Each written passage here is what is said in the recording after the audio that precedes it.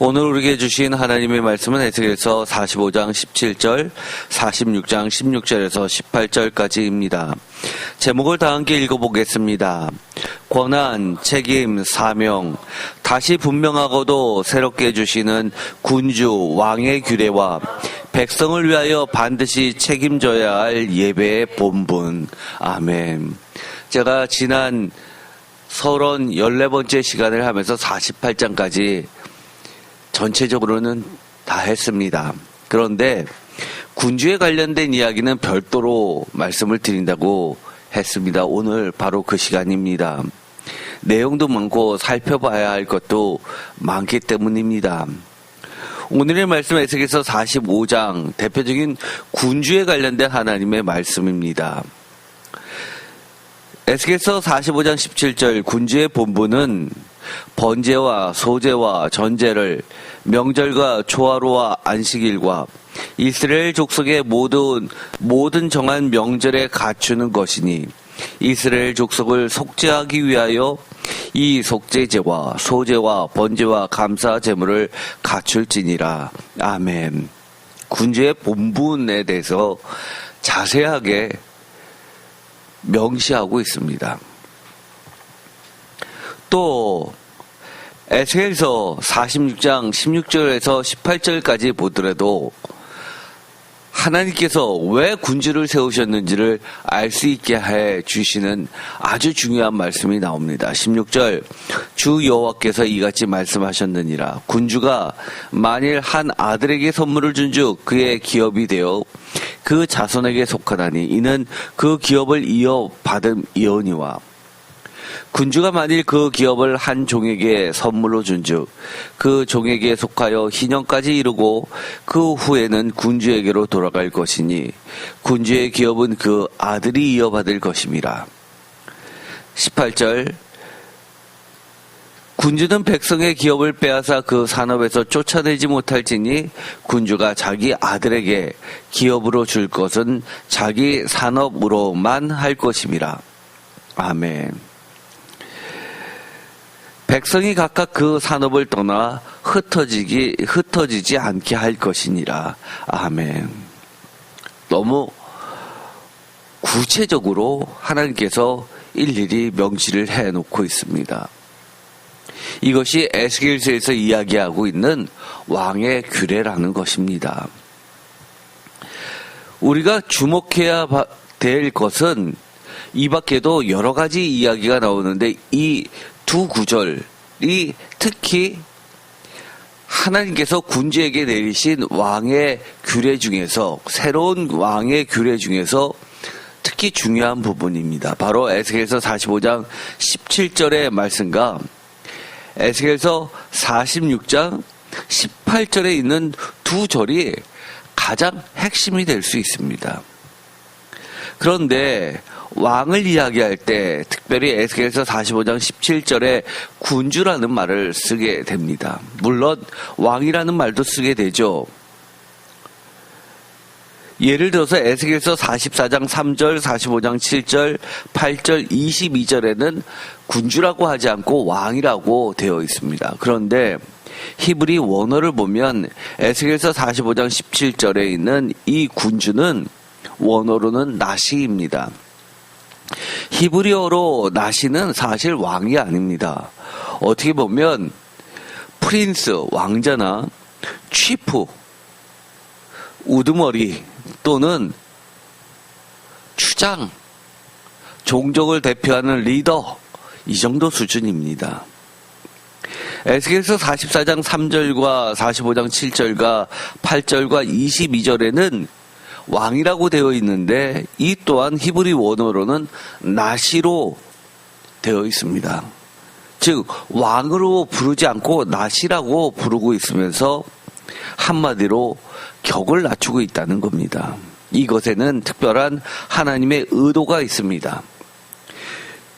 하나님의 의도는 무엇일까요? 분명히 다윗은 왕이라고 불렀습니다. 사울도 왕이라고 불렀고 남유다의 수많은 왕들도 왕이라고 불렀는데 나라를 빼앗기고 나서 다시 회복될 때는 땅을 분배하는 데 있어서 전과 같은 이스라엘 땅을 주신 게 아니라 2배나 더 확장된, 2배는 상징적으로 산술적 2배가 아니라 장자로서의 명분을 상징하는 온 땅에 대한 장자격으로 회복시켜 주신 거라고 말씀을 드렸습니다만, 그럼에도 불구하고 왕은 나시로 격을 낮추고 있습니다. 마치 바벨론의 포로로 잡혀갔을 때 바벨론의 왕을 만왕의 왕이라고 부르고 그 밑에 있었던 여러 속국들의 왕을 왕 밑에 있는 통치자 정도로 불렀던 것처럼 그렇게 부르고 있다는 겁니다. 이것은 분명하게 하나님이 이스라엘을 다시 회복시켜 주시면서 과거와 같은 처지에 놓여 있게 하시려는 의도가 아니라 더 확장되게 완전하게 회복을 시켜 주시는데, 단 하나, 이것만큼은 하나님께서 양보할 수 없이 분명하게 세우신 원칙이라는 겁니다. 왕이 누구냐? 유일한 왕은, 하나님의 의도는 하나님 나뿐이다 라고 못을 받고 있는 겁니다. 하나님 나만이 왕이고 나머지는 나의 직분자이다 라고 이야기하고 계시는 겁니다. 그래서 제가 오늘의 제목을 간단히 요약하면 권한, 책임, 사명이란 말로 함축적으로 표시를 했습니다. 제목을 다시 한번 읽어볼까요? 권한, 책임, 사명, 다시 분명하고도 새롭게 주시는 군주, 왕의 규례와 백성을 위하여 반드시 책임져야 할 예배의 본분. 아멘. 이처럼 왕은 하나님이시라는 겁니다. 그런데 이 에스겔서 45장 17절에 보면 왕의 본분에 대해서 이렇게 이야기합니다. 번제와 소제와 전제, 제사의 규례들에 대해서 이야기를 하죠. 명절과 초하루와 안식일과 이스라엘 족속의 모든 정한 명절에 라고 하면서, 제가 전에 에스겔에서 모세오경과 다르게 여러 가지 안식일과 절기에 대한 규정들을 말씀을 드린 적이 있었습니다. 여기서 그런 모든 것을 망라하고 있으면서 갖추는 것이다 라고 이야기합니다. 군주의 본분은 예배를 멈추지 않게 할 본분이 있다는 겁니다. 단순히 멈추지 않는 게 아니라 그것도 예배를 잘 드리도록 모든 것을 완벽하게 준비하고 이끌어야 된다는 것을 말하고 있습니다. 누구를 위하여서요? 자신을 위해서요? 자신의 왕위가 영원히 존속하기 위해서 아니요, 하나님의 백성을 위하여라고 이야기합니다. 히브리어로 이 나시를 보면 명확하게 캡틴, 치프, 가버너, 프린스, 룰러 이런 말로 번역이 됩니다. 그런데 사실 우리가 왕이라고 하면 가장 대표적인 게 뭐였죠? 시편에 여호와 말렉시라는 게 있었습니다. 말렉, 멜렉 모음만 바뀌었을 뿐 멜렉 하면 왕을 나타내고 있습니다. 동사는 말라크죠. 다스리다라는 것인데 다스리는 자가 왕인 거죠. 멜렉입니다. 원어 사전을 보더라도 king 이렇게 딱 하나로 번역을 해두고 있습니다. 신명기에 보면 왕을 나타내는 또 다른 말은 왕의 규례에 들어가 있는 신명기 17장 18절에 있는 자리로서 왕을 대신해서 이야기하는 것이 있습니다. 왕의 의자, 왕의 자리, 한마디로 권자죠. 자리에 앉은 이 보좌에 앉으니 왕이죠. 대표적으로 이 표현은 신약에서 요한계시록에 보좌에 앉은 이로서 하나님과 어린 양을 나타낼 때 쓰는 말이죠. 권위입니다. authority. 이것이 자리로서 왕을 대신하는 히브리 말이 바로 키세라는 단어입니다. 신명기 17장 18절에 나와 있습니다. 그런데 이 키세는 스론, 왕권을 이야기하기도 하고 자리를 이야기도 하는데 이 키세라는 단어나 멜렉이라는 단어를 쓰지 않고 나시라는 단어를 쓴다는 것을 우리가 기억할 필요가 있습니다. 에스겔서 46장 16절에 보면 군주의 이야기가 나오는데 그 중에서 18절 군주는 백성의 기업을 빼앗아 그 산업에서 쫓아내지 못할지니 군주가 자기 아들에게 기업으로 줄 것은 자기의 산업으로만 할 것임이라. 그 이유에 대해서도 이렇게 이야기합니다. 백성이 각각 그 산업을 떠나 흩어지지 않게 할 것이니라. 이것이 매우 중요하죠. 16절과 17절은 왕이 하나님께 주신 그 왕의 땅들에 대해서 하사품으로 수여하는 경우를 이야기합니다. 그런데 하사품으로 수여하는 일이 고대 사회에서는 많이 있었습니다. 왕을 위해서 특별히 충성을 한 신하에게 하사품을 주는 경우, 좋은 경우죠. 그런데 예를 들어서 결혼관계를 맺으면서 답례품으로 땅을 나눠주는 경우들도 꽤 많았습니다. 그러다 보면 결국 왕의 재산은 점점 줄어들게 되니까 왕이 결국 그 땅을 회복시키거나 더 많이 갖기 위해서 백성들의 땅을 뺏는 경우가 많이 발생했습니다. 그렇기 때문에 하나님께서는 그것을 분명하게 거부하신 겁니다. 백성과 똑같이 희년 제도를 통해서 그 이상은 안 된다고 이야기하고 백성이 왕의 권위를 통해서 산업을 잃게 하는 것을 막으셨던 겁니다. 이것은 하나님의 대원칙입니다. 이 말은 군주는 철저하게 하나님의 종으로서 직분을 감당하는 자라는 것을 이야기합니다. 왕에게는, 군주에게는 특별한 권한들이 있었죠. 그러나 그 권한은 반드시 책임이 따르는 겁니다. 책임도 따르고 의무도 따르는 겁니다. 본분이라는 말로 함축적으로 표현하고 있습니다.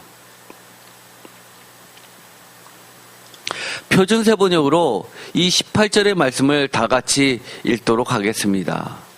왕은 백성의 유산을 빼앗고 그들을 폭력으로 내쫓아서 그들의 유산을 차지해서는 안 된다. 왕은 자신의 재산만을 떼어서 자식들에게 유산으로 나누어 주어야 한다. 그래서 내 백성 가운데서는 아무도 자신의 재산을 잃고 멀리 흩어져 다니는 일이 없게 하여라. 아멘. 사실 이것은 하나님의 원칙입니다. 이것이 현대사회에 유효할까요? 유효하죠. 대표적으로 이것을 어기는 자들이 공산당 아닙니까? 또는 자본주의 사회에서도 지나치게 사회주의화 되어 있는 국가들은 정의라는 이름 안에서 백성의 재산을 뺏는 경우들 너무 많죠. 하나님은 이 모든 것을 원치 않으시는 겁니다. 백성이 못 살겠다라는 이야기가 나오면 안 된다는 겁니다. 에스겔서에 보면 군주에 대한 규정들이 여러 곳에 흩어져 있습니다.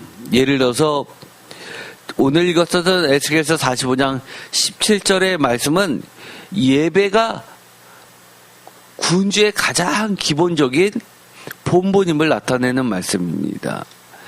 에스겔서 46장 4절에는 구체적으로 안식일에 군주가 여호와께 드릴 번제는 흠없는 어린 양 6마리와 흠없는 수양 1마리라 라고 하면서 군주가 여호와께 드릴 제물의 양은 생각보다 많이 있습니다. 아깝겠죠. 그러나 하나님은 이것을 백성들이 세금으로써 내게 하고 세금으로 거둬들인 것은 또 이것을 나를 위해서 쓰는 것이 아니라 백성을 위해서 쓰게 되는 선순환적 기능을 강조하신 겁니다. 에스겔서 46장 12절 만일 군주가 자원하여 번제를 준비하거나 혹은 자원하여 감사제를 준비하여 나 여호와께 드릴 때에는 그를 위하여 동쪽을 향한 문을 열고 그가 번제와 감사제를 안식일에 드림같이 드리고 밖으로 나갈지며 나간 후에 문을 닫을지니라. 아멘. 이것을 보면 많은 이들이 오해합니다. 왕만 특별하게 이렇게 해주냐? 이것은 하나님께서 왕의 특권이라고 해주시는 부분이지만 그만큼 엄격히 왕에게 책임을 부여하고 있는 겁니다. 제대로 그것을 지키고 있는지 무섭고 두렵고 떨리는 왕 앞에 하나님 앞에 군주가 나아가 점검받는 시간입니다. 왕은 오직 하나님 한 분이라는 사실을 세상의 왕, 하나님의 군주라고 부르는 자도 그것을 인식하는 시간입니다. 에스겔서 46장 16절 우리가 이미 읽었죠. 18절까지 이어지면서 백성을 그만큼 하나님의 백성으로 여겨야 된다는 것을 이야기하는 겁니다. 마치 예수님께서 나는 선한 목자다라고 하면서 사꾼들과 구분시키는 것과 비슷합니다. 에스겔서 48장 21절 거룩하게 구별할 땅과 성읍의 기지 좌우편의 남은 땅은 군주에게 돌릴지라디니라고 하면서 군주에게 본분만 주실 뿐만 아니라 그 본분을 잊지 않고 끝까지 수행할 수 있는 제반 여건도 마련해 주십니다. 충분히 주시는 겁니다. 그것도 성전 가까이에.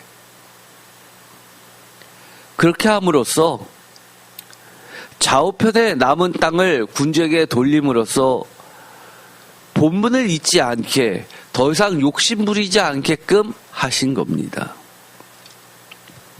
또한 이 군주의 땅은 지난 시간에도 그림을 통해 보았듯이 하나님의 여호와 샴마라는 도성, 하나님의 백성들 누구나 살 수 있는 곳, 그 바깥에 있었습니다.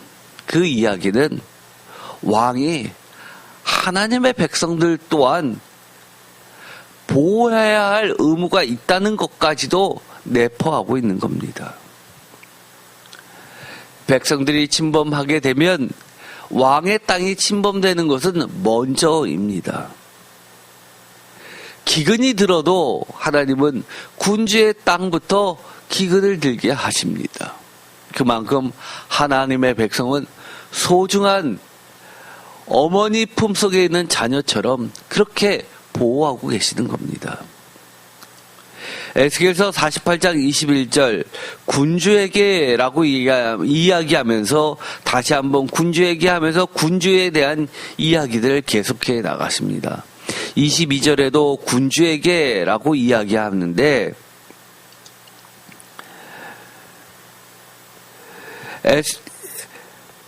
에스겔서에서 이 군주에 관련된 이야기는 에스겔서 45장 8절에서 46장 18절까지 나오는데 하오라는 주석서에 보면 제사장과 비교를 해놓고 있습니다.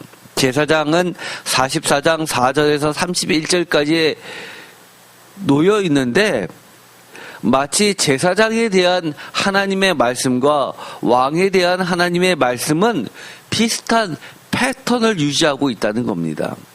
과거의 죄를 먼저 이야기하고 새로 부여받는 책임과 그 책임을 준수하도록 기업을 주시는 이야기가 나와 있습니다.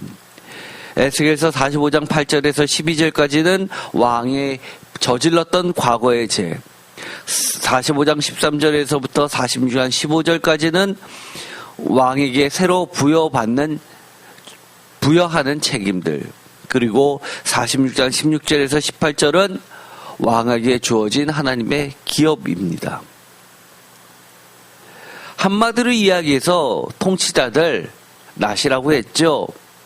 군주라는 말을 통해서 하나님은 이렇게 말씀하시는 겁니다. 과거에는 잘못됐지만 이제부터는 바르게 하라는 겁니다. 포악과 겁탈을 일삼지 말고 정의와 공의를 행하도록 촉구하고 계십니다. 내 백성을 속여 빼앗지 말라고 한 부분이 압권이죠. 대놓고 속여 뺏는다고 말씀해 주시는 겁니다. 왕이 지금까지 백성들을 속여 빼앗았다고 대놓고 했겠습니까? 여러 가지 법과 그리고 제도를 통해서 여러 가지 명분들을 세워서 뺏었지만 하나님에게 있어서는 그것은 속여서 빼앗은 거나 똑같은 겁니다. 그래서 국가에 대한 충성도 왕에 대한 충성과 순종도 아니고 순전히 속여 빼앗은 것이라고 질책하고 계시는 겁니다. 그러면서 하나님은 이스라엘 백성을 내 백성이라고 규정하고 계십니다. 내 백성, 이것은 매우 중요한 개념으로서 왕이 백성을 자신의 것으로 여기는 것과 하나님의 백성으로 여기는 것은 완전히 다르다는 것을 말하고 있습니다. 그러면서 이어지는 말로는 하나님은 특별히 도량형을 언급하고 계신 부분이 매우 중요합니다. 속이지 말라는 겁니다. 정확하게 하라는 겁니다.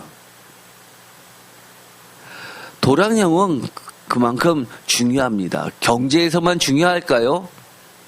아니죠. 경제는 백성들 전반에 미치는 겁니다. 또 무엇도 중요할까요? 이 도량형은 법에도 중요합니다.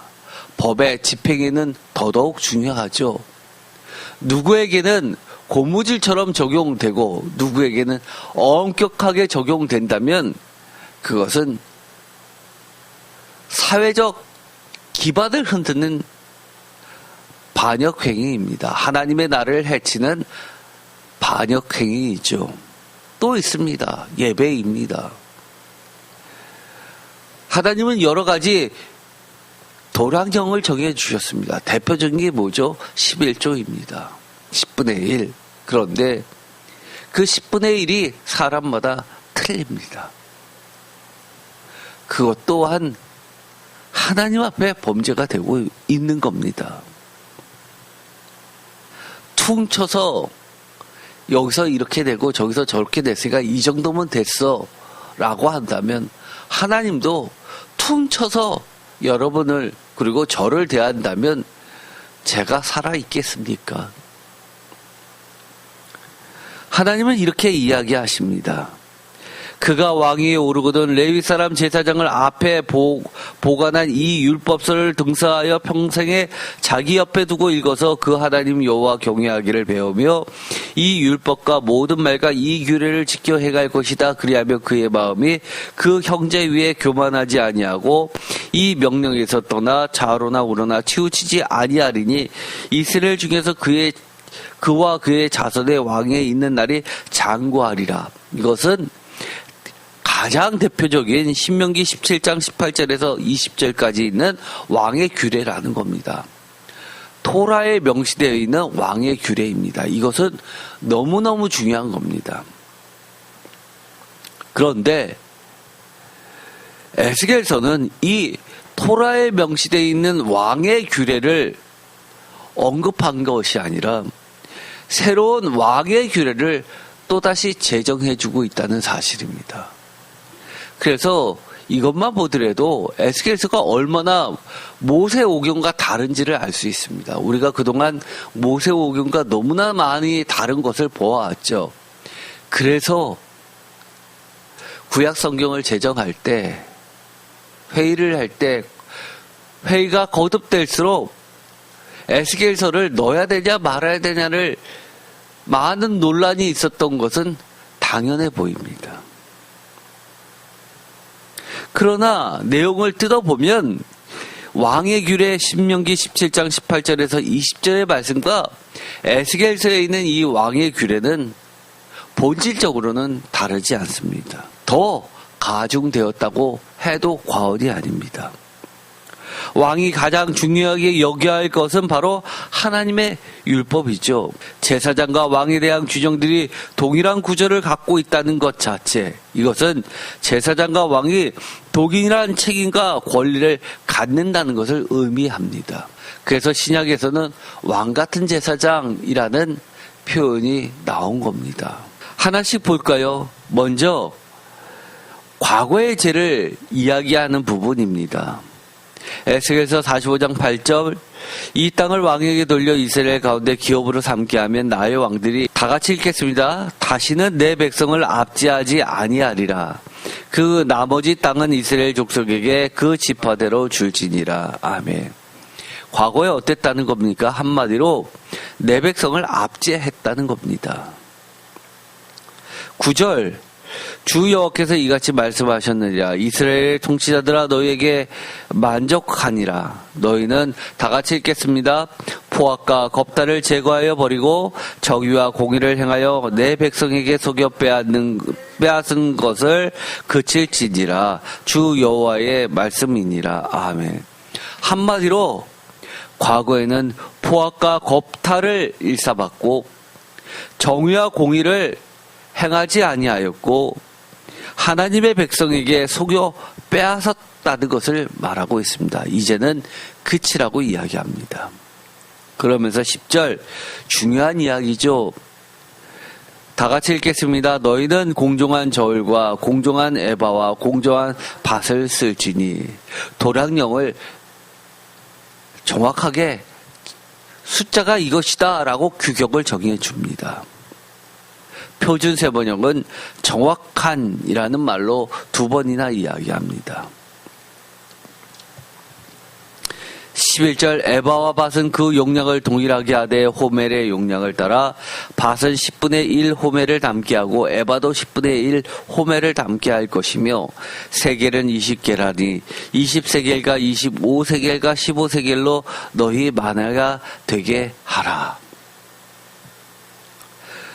또 두 번째로 새로 부여받는 책임에 대해서도 이야기를 하십니다. 에스겔서 45장 13절 다 같이 읽겠습니다. 너희가 마땅히 드릴 예물은 이러하니 밀 한 호멜에서는 6분의 1 에바를 드리고 보리 한 호멜에서도 6분의 1 에바를 드리며, 하나님께서는 뭐라고 이야기하시냐면 예물을 드려라, 힘써 드려라 라고 하는 것이 아니라 마땅히라고 이야기하십니다. 많은 이들이 교회에서 헌금 이야기하면 돈 얘기한다고 이야기합니다. 돈 얘기입니까? 헌금 이야기입니까? 하나님의 것입니까? 여러분의 것을 빼앗는 이야기입니까? 하나님은 마땅히라고 이야기합니다. 제가 그랬죠.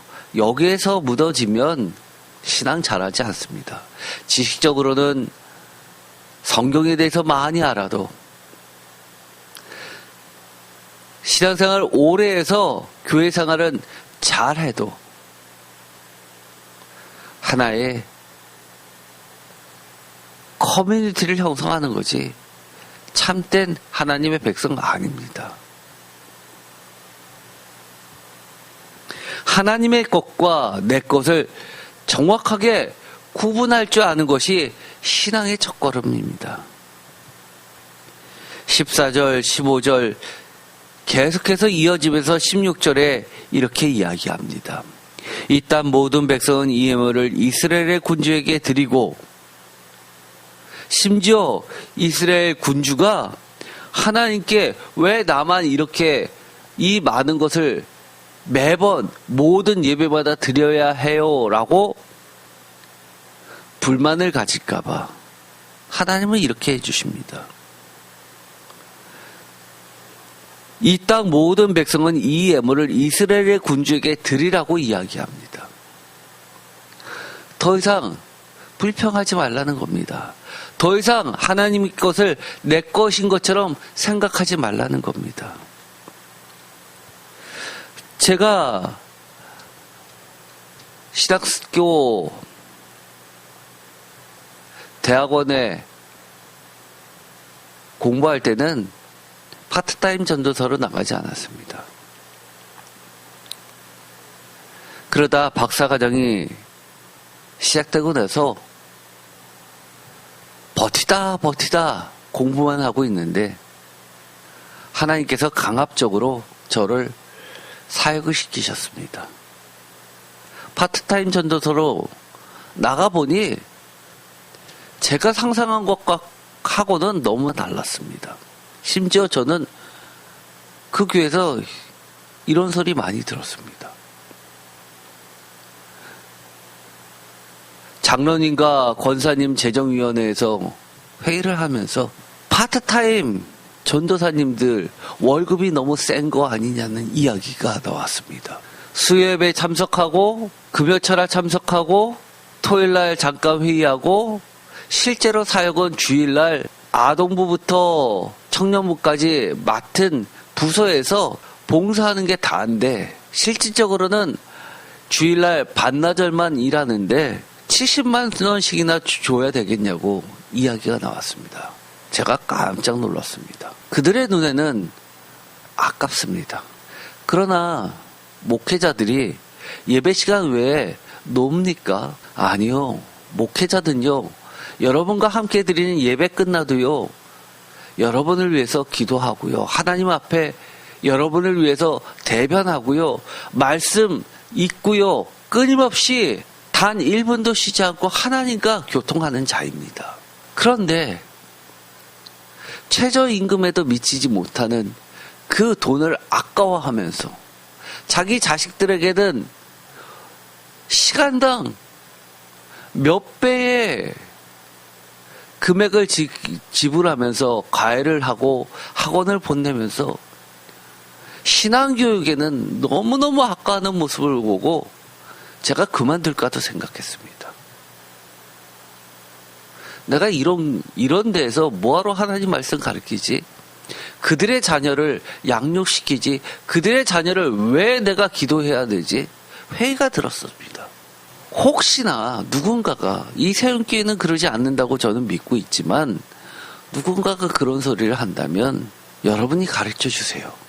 목회자는 이런 얘기 못합니다. 왜요? 이 말 하는 순간 이걸 트집 잡아서 온갖 나쁜 소리 하기 때문입니다. 여러분은 여러분의 목회자가 예배 시간만 딱 그 시간만 일하기를 원하십니까? 하나님은 이렇게 이야기합니다. 성도들에게 하나님이 한순간도 쉬지 못하게 하시도록 계속해서 일하게 하시도록 기도하라고 명령까지 하십니다. 하나님이 일하시도록 기도하게 하시는데 심지어 목회자는 더 열심히 하나님보다 일하도록 해야 되지 않습니까? 우리가 조금 하나님의 마음과 영적인 눈으로 교회를 이끌었으면 좋겠습니다. 17절 군주의 본분 이거를 다시 한번 읽어볼까요? 매우 중요합니다. 다 같이 읽겠습니다. 군주의 본분은 번제와 소제와 전제를 명절과 초하루와 안식일과 이스라엘 족속의 모든 정한 명절에 갖추는 것이니 이스라엘 족속을 속죄하기 위하여 이 속죄제와 소제와 번제와 감사 제물을 갖출지니라. 아멘. 어떠신가요? 여러분도 다 동의하십니까? 어디까지 동의하십니까? 군주의 본분까지 동의하십니까? 제가 이것은 결론 부분에 가서 다시 한번 질문하겠습니다.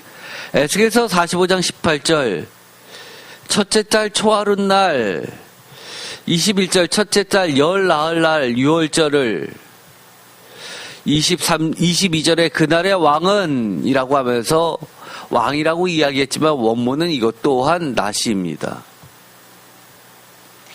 25절 일곱째 달 15째 날에 라고 하면서 왕은 나시는 군주는 계속해서 하나님 앞에서 예배 드릴 수 있는 모든 준비를 갖추라는 겁니다.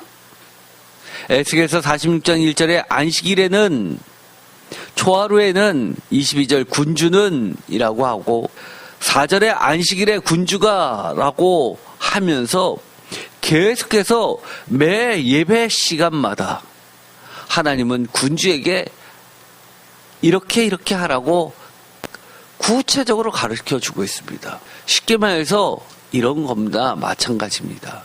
제사장에게, 목회자에게 주일은, 새벽 예배는, 수요 예배는, 금요철에는 이렇게 하는 것이라 라고 하나씩 이야기해 주는 거나 마찬가지입니다. 성탄절에는, 성구 영신 예배는, 부활절에는 간단히 모든 예배는 해도 당연히 알아들어야죠.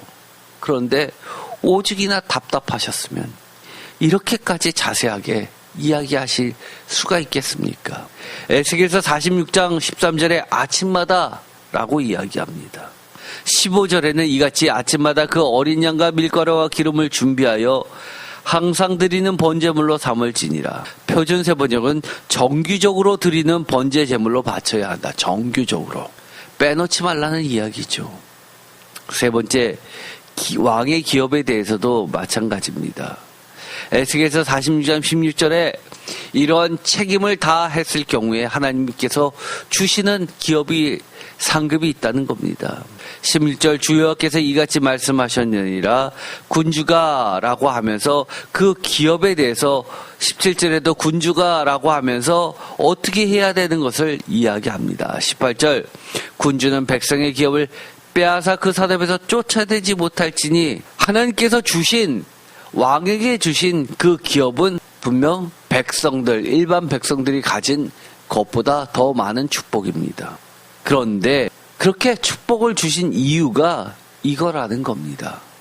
너는 특별하니까 아니요. 백성의 기업을 빼앗아서 그 산업에서 쫓아내지 못할 정도로 충분히 주셨다는 겁니다. 더 이상 욕심내는 것은 죄악이라고 말씀하시는 겁니다.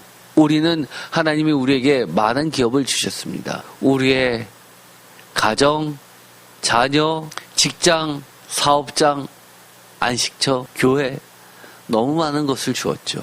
그런데 어디까지 만족하십니까? 아직도 어느 부분이 부족하십니까?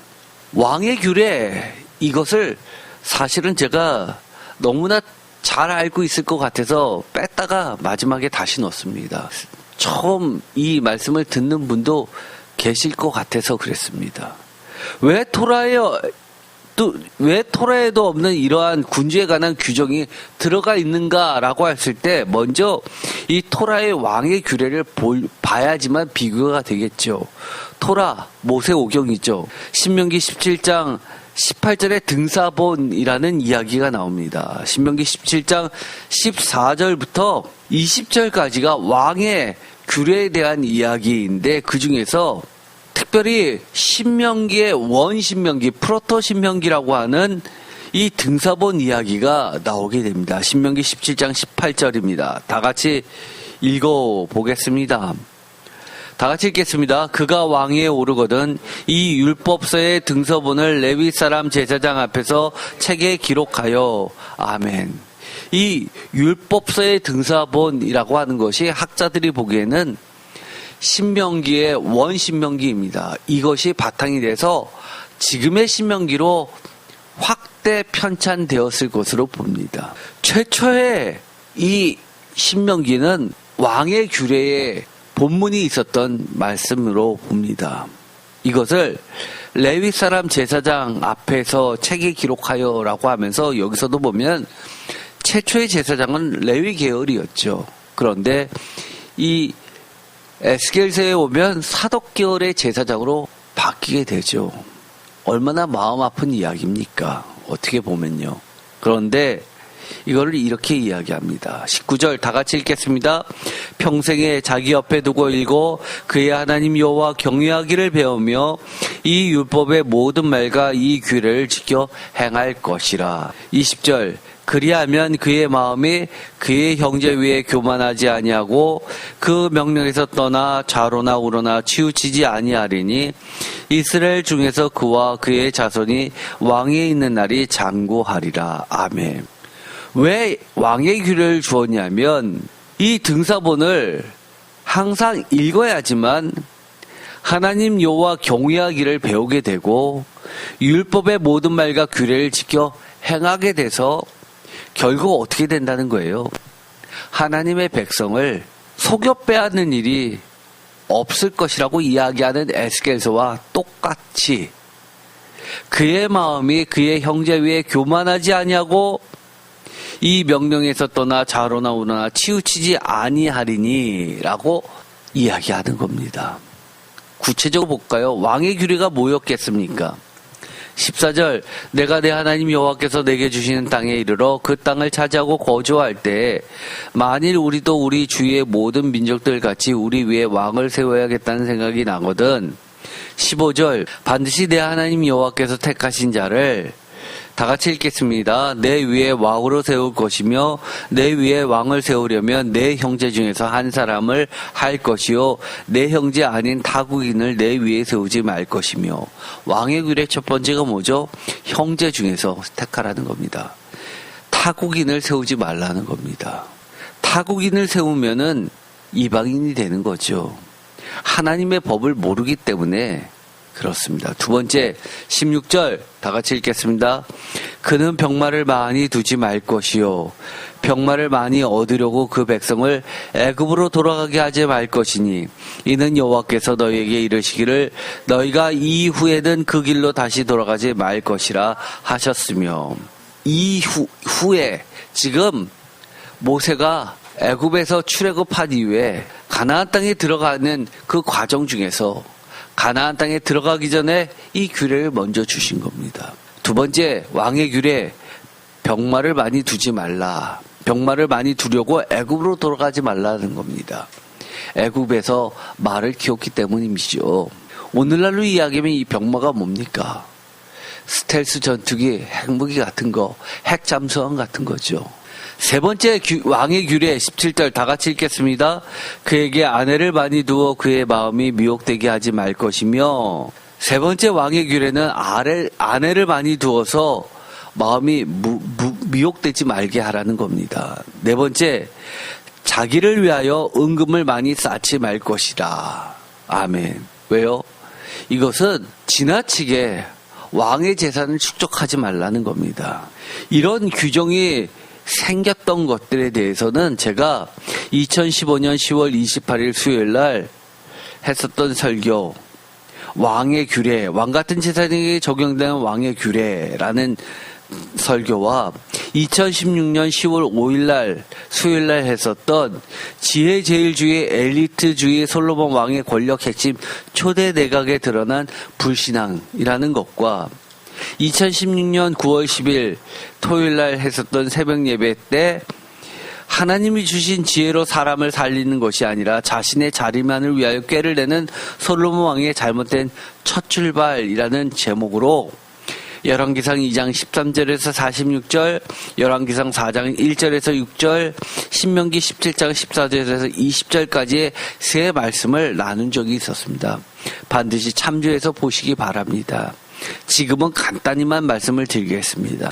신명기의 왕의 규례 제정의 배경에는 무엇이 있었냐면 솔로몬 왕이 토라를 위반한 범죄가 있었습니다. 제일 대표적인 게 무엇입니까? 가장 대표적인 것은 왕의 규례 중에서 첫 번째 뽑으라면 솔로몬의 토라를 위반한 범죄 중에서 불신앙을 꼽을 수 있겠죠. 불신앙 중에서도 뭐부터 시작했냐면 바로 많은 여인을 두었던 겁니다. 열왕기상 11장 1절 다 같이 읽겠습니다. 솔로몬 왕이 바로의 딸 외에 이방의 많은 여인을 사랑하였으니 곧 모압과 암몬과 에돔과 시돈과 헷 여인이라. 여호와께서 일찍이 이 여러 백성에 대하여 이스라엘 자손에게 말씀하시기를 너희는 그들과 서로 통혼하지 말며 그들도 너희와 서로 통혼하게 하지 말라. 그들이 반드시 너희의 마음을 돌려 그들의 신들을 따르게 하리라 하셨으나 솔로몬이 그들을 사랑하였더라. 3절 왕은 후궁이 700명이요 첩이 300명이라 그의 여인들이 왕의 마음을 돌아서게 하였더라. 아멘. 몇 명입니까? 후궁이 700명, 첩이 300명, 1000명입니다. 이게 가능한 이야기일까요? 결국 이 여인들이 왕의 마음을 돌아서게 하였다라고 이야기합니다. 여인을 많이 두는 게 잘못일까요? 결혼이 잘못일까요? 사실 고대 사회에서의 왕은 정략 결혼입니다. 상대방과 외교 관계를 맺을 때는 서로 사돈 관계를 맺으면서 침범을 서로 하지 않겠다는 약정을 맺게 됩니다. 그러면서 그 딸을 볼모식으로 데리고 가죠. 그리고 관련된 왕실의 가족들도 데리고 옵니다. 그래서 상대방 왕은 침범을 하지 못하죠. 이것이 중세시대 때도 계속 됐었죠. 심지어 독일, 영국, 프랑스도 다 서로 왕실과의 관계로 묶여 있었던 겁니다. 이 이야기는 후궁이 700명이요 첩이 300명이다. 그것도 이 바로의 딸 외도라고 하는 것은 그만큼 외교 관계를 맺었던 국가들, 주변국이 1000개가 넘는다는 이야기입니다. 그러니 상대방 국가에서 딸을 보낼 때 어떻게 했겠습니까? 그들의 수호신도 같이 딸려 보내면서 그 이방신을 섬기는 보호책을 반드시 규정으로 세웠겠죠. 그러니 많은 우상들이 들어왔다는 겁니다.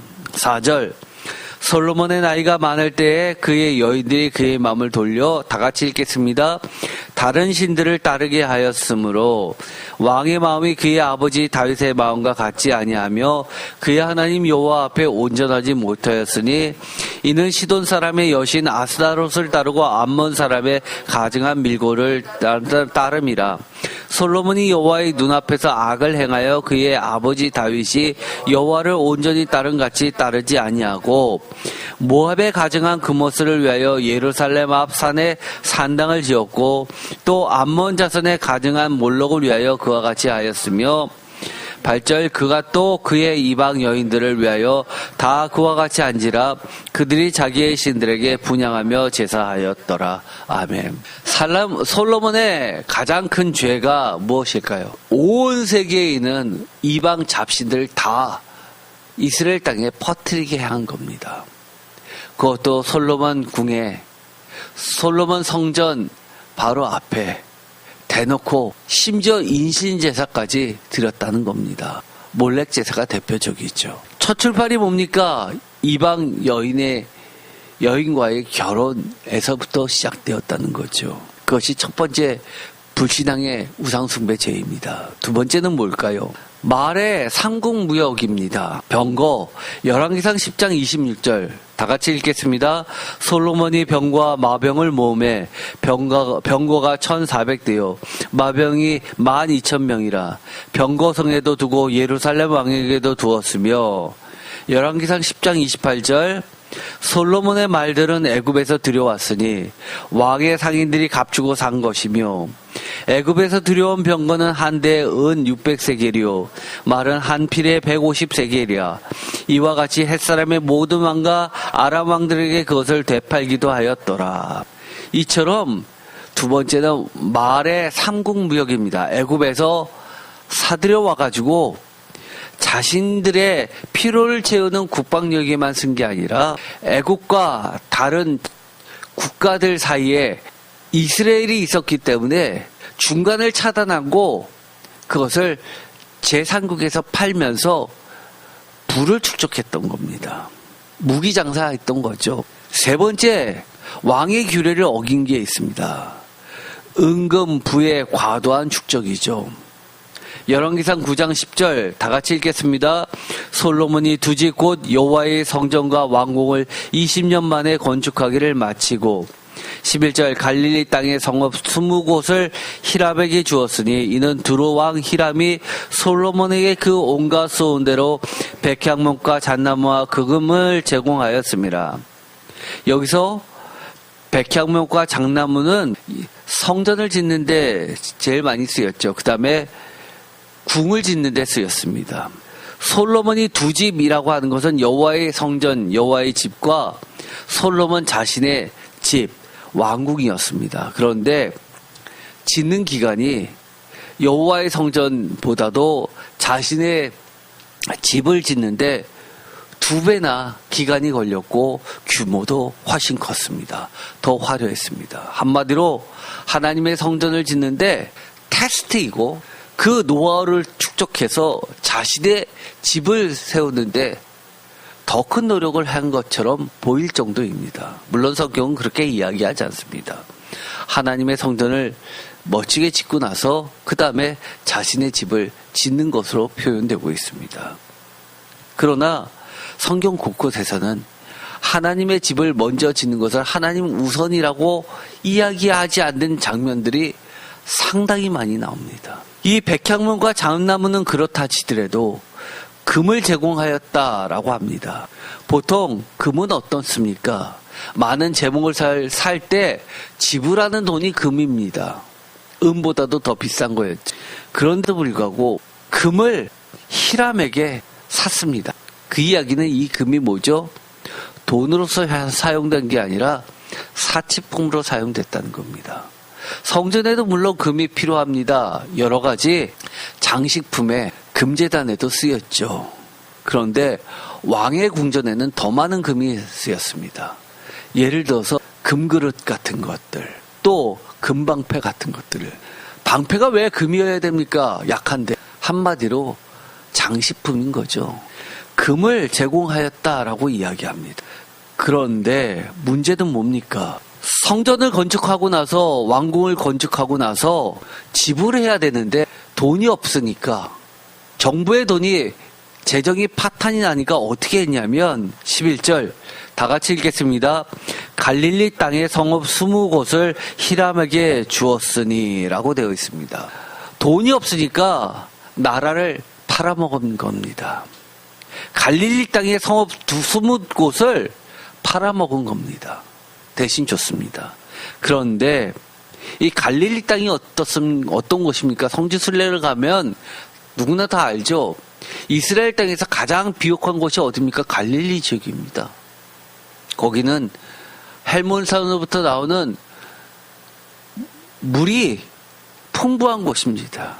그런데도 불구하고 12절에 보면 히람의 입장에서는 성에 차지 않습니다. 12절 다 같이 읽겠습니다. 히람이 두로에서 와서 솔로몬이 자기에게 준 성읍을 보고 눈에 들지 아니하여 이르기를 내 형제여 내게 준 이 성읍들이 이러한가 하고 이름하여 갑을 땅이라 하였더니 그 이름이 오늘까지 있으니라. 아멘. 뭐라고요? 갑을 땅, 쓸모없는 땅이라, 쓰레기 땅이다라고 이야기한 겁니다. 두로의 입장에서는 레바논과 비교해보면 형편없습니다. 갈릴리는요. 두로의 입장에서 두로가 어떤 도시국가였죠? 전 세계 스페인까지 해상무역을 통해서 그 지역에 왕을 세우기도 하고 폐위시키기도 하면서 왕들 위에 군주하고 있는 전 세계의 해상무역 국가였습니다. 그러니 성에 차겠습니까? 그런데 하나님은 이것을 어떻게 보고 계시냐 하면 하나님이 그렇게 우습냐라고 이야기하시는 겁니다. 하나님이 네 눈에는 안 보이냐라고 따지시는 겁니다. 나의 약속의 땅 가나안 땅을 너가 감히 어떻게 그렇게 헌신자처럼 갖다 버릴 수 있냐고 질책하시는 겁니다. 14절 다 같이 읽겠습니다. 히람이 금 120달란트를 왕에게 보내었더라. 솔로몬이 산 금은 120달란트나 됐습니다. 달란트는 굉장히 큰 무게를 대는 단위이면서 큰 금액이라고 했습니다. 예수님이 말씀하신 이 달란트 비유는 한 국가에서 조공을 바칠 때 쓰는 단위라고 했죠. 단순히 지금 이야기하는 것처럼 30억, 60억의 금 달란트 개념이 아니라 우리나라 예산하고 비교하면 조 단위의 액수인 겁니다. 그런데 이것을 다 어떻게 썼어요? 사치품으로 구매했다는 겁니다. 사치품 쓰는데 이렇게 많은 돈을 썼다는 겁니다. 열왕기상 10장 27절 다 같이 읽겠습니다. 왕이 예루살렘에서 은을 돌같이 흔하게 하고 백향목을 평지에 뽕나무같이 많게 하였더라. 아멘. 이 27절의 말씀도 교회에서 제일 잘못되게 설교하는 본문 중에 하나입니다.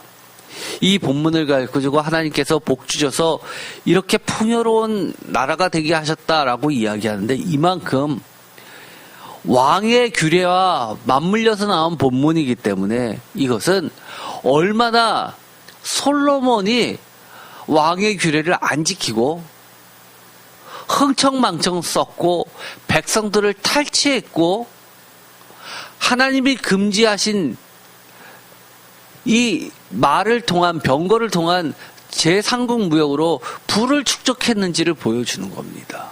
어느 정도로요? 지나쳐도 이렇게 지나칠 수가 있냐는 겁니다. 은을 돌같이 흔하게 할 정도라는 것. 그러면 백성들은 다 잘 살았겠네요? 아니요, 그렇지 않아요. 성경에는 이것을 칭찬의 목적으로 썼다면 그 다음 말이 존재하지 않을 겁니다. 열왕기상 4장 22절 다 같이 읽겠습니다. 솔로몬의 하루의 음식물은 가는 밀가루가 30고루요 굵은 밀가루가 60고루요 살찐 소가 10마리요 초장의 소가 20마리요 양이 100마리요 그의 수사슴과 노루와 안사슴과 살찐 새들이었더라. 열왕기상 4장 27절 그 지방 관장들은 각각 자기가 맡은 달에 솔로몬 왕과 왕의 상에 참여한 모든 자를 위하여 먹을 것을 공급하여 부족함이 없게 하였으며 또 그들이 각기 직무를 따라 말과 준말에게 먹일 보리와 꼴을 그 말들이 있는 곳으로 가져왔더라. 아멘. 한마디로 솔로몬의 사치는 로마 시대의 향락을 뛰어넘는 수준이고 비교 불가능하고 백성들은 이것을 바치느라 허리가 끊어질 정도였다는 겁니다. 부족함이 없게 하였다. 말들은 준말하고 했습니다. 얼마나 많이 먹었겠습니까?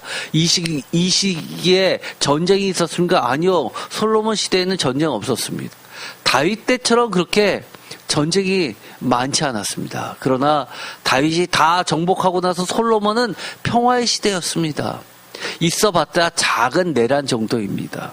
그런데 이 말들을 팔기 위해서 윤기가 잘잘 흐르도록 만들었기 때문에 사람들이 먹지도 못하고 백성들이 먹지도 못하는 귀한 것으로 그렇게 살찌게 했다는 겁니다.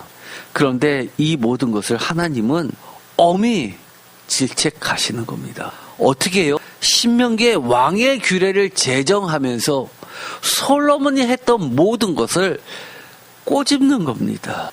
솔로몬이 했던 여러 가지 외교 정책과 여인들을 통한 불신앙 우상 숭배, 또 지파 동맹 연합체를 흔들어 깨는 솔로몬의 12행정 개편과 그에 따른 자신들의 사치를 채우기 위해서 각 지방 행정관들이 사치품을 중앙정부 솔로몬에게 갖다 바치게 하는 제도, 이런 것들입니다. 특별히 문제가 심각했던 것은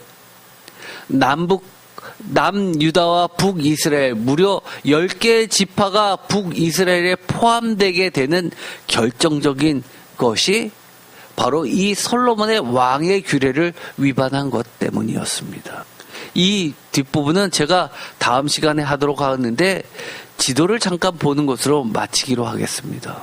이 그림을 보면 솔로몬 왕이 원래 가나안 땅은요, 하나님께서 여호수아 때 가나안 땅을 입성해서 제비 뽑아서 12개의 지파에게 나눠주었죠. 레위는 나눠주지 않고 에브라임, 므낫세, 두 지파에게 12지파의 몫을 준 겁니다.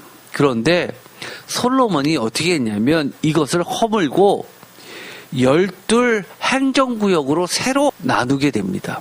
기존에 있던 경계선을 다 허물어버리고 왕 중심으로, 솔로몬 왕 중심으로 12 행정구역을 나누고 각 지방에 행정관을 파견합니다. 그 중에서 두 곳은 왕의 사위가 들어가 있습니다. 그런데 더욱 문제가 됐던 것은 자신이 속해 있었던 유다 지파는 면제를 해줍니다. 세금을요. 12지파를 나눠서 각 한 달씩 그 행정지역에서 한 달씩 해당하는 부분을 왕에게 갖다 바치는 세금을 부여하게 됩니다. 이것이 나중에 큰 문제가 돼서 결정적으로 12지파 연맹체가 깨지는 원인이 됩니다. 첫 출발이 어떻게 됐습니까? 왕의 규례를 지키지 않은 것에서부터 시작이 되는 거죠. 오늘은 시간이 많이 지나서 여기까지 하고 다음 시간에 하도록 하겠습니다. 다만 오늘 왕의 규례, 에스겔서에서 새로 제정한 왕의 규례를 통해서 이런 신명기에 나와 있는 여러 가지 것을 이야기하지 않습니다. 보다 근본적인 것, 부인 이야기하지 않습니다. 또 병거 이야기도 하지 않습니다. 그러나 하나님은 더 이상 너는 왕이 아니야 라고 이야기합니다. 나시라고 이야기하면서 왕은 나야 라고 이야기합니다. 대신 군주 너는 이런 일을 해야 돼. 본분이 이것이다 라고 이야기하면서 예배를 끊이지 않게 백성들이 하나님을 끝까지 잘 섬기도록 그런 역할을 책임을 부여해 주시는 것으로 말씀하십니다. 여러분에게도 왕의 규례가 있습니까? 저에게는 왕의 규례가 있습니다. 제가 이야기했죠. 신약에 가면 이것이 베드로 전후서에 가면 왕 같은 제사장으로 바뀌게 됩니다. 예수님이 얘기해 주셨죠. 너희들이 12지파를 다스리는 자들이 되게 할 것이다 라고 이야기합니다. 전 세계의 12지파를 나누듯이 그렇게 에스겔서에서는 하나님은 12지파로 땅을 배분해 주셨습니다. 장작격으로요. 우리에게는 무슨 직분이 있습니까? 왕의 규례가 있는 겁니다. 우리의 본분과 책임과 권한을 혼동해서는 안 되고 항상 하나님 앞에서 겸손하게 참된 예배 인도자로, 예배자로 서야 될 줄 믿습니다. 기도하고 마치겠습니다. 하나님 감사합니다. 오늘 많은 이야기를 했습니다. 다 말씀은 전하지 못했지만 에스겔서에서 신명기의 왕의 규례를 뛰어넘는 새로운 왕의 규례를 하나님은 우리에게 주셨습니다. 우리의 본분을 잊어먹지 않게 하시고 하나님께 드려지는 예배가 끊이지 않게 하시고 우리의 모든 삶 가운데 왕은 오직 한 분 하나님뿐이시다라는 것을 만백성에게 가르쳐 알고 지키게 하여 주옵소서. 하나님께서 하지 말라는 것 이상으로 나의 욕심을 채우기 위해서 뛰어넘지 않게 하여 주시옵소서. 예수 그리스도의 이름으로 기도드립니다. 아멘.